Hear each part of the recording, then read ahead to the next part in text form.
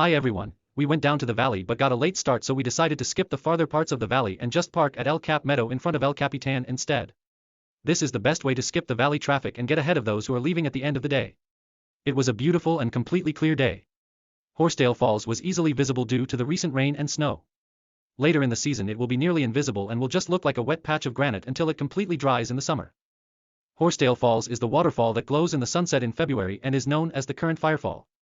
Not to be confused with the historic firefall that involved real embers being pushed off of Glacier Point from 1872 until 1968. El Cap Meadow is a great place to have a picnic and look for climbers on the granite wall. You can usually see their brightly colored bags or porte-ledges before you see the tiny climbers straight above. After enjoying the meadow, we crossed over the bridge and started on the Valley Loop Trail until we got to Cathedral Beach. We got some great views of El Cap and the Merced River along the way.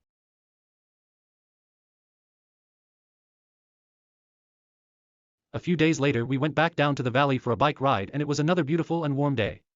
We parked at the Yosemite Village day-use parking and found a space rather easily, though it was filling up pretty quickly. The new restrooms looked very nice and there were multiple water bottle filling stations just outside.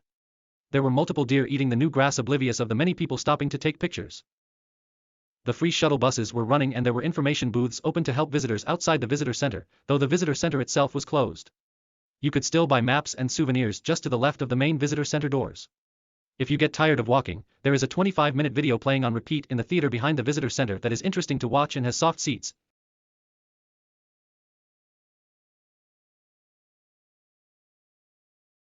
It is nice to just meander around the valley and just enjoy the sights.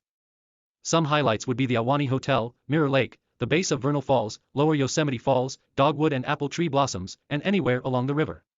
Just don't forget to look back every now and then because you might be missing a cool sight.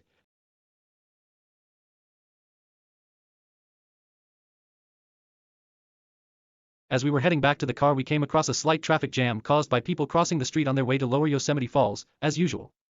They really should implement some kind of stoplight or pedestrian bridge to get the traffic congestion down at the end of each day.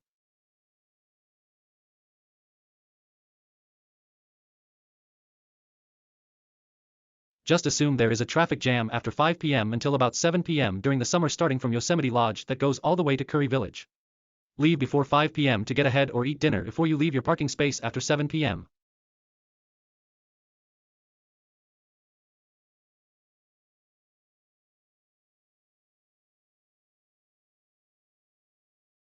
I am a Yosemite local and have lived in the area most of my life. I have seen Yosemite change over the years and often help Yosemite visitors plan their trip based on what is currently happening inside and around the park. I absolutely love the park and often see beautiful sights that others would call once-in-a-lifetime experiences. I'm not a photographer or carry any special cameras, but I always have my phone on me and often snap pictures as I am out and about. I hope you will find my tips about visiting Yosemite useful, and I would love to share Yosemite in the way that it should be. It is not all about the crowds and parking issues that day trippers all post about the 1% of the park. It is about the vast wilderness of the whole 99% of the park that can be just a 5-minute walk away from a paved surface. I am passionate about Yosemite and want others to see how awe-inspiring it really is once you get away from the crowds and are fully prepared for your trip. Please hit the like button if you enjoyed this and consider subscribing for more updates about Yosemite National Park. I hope you all have a wonderful day. Thank you for watching.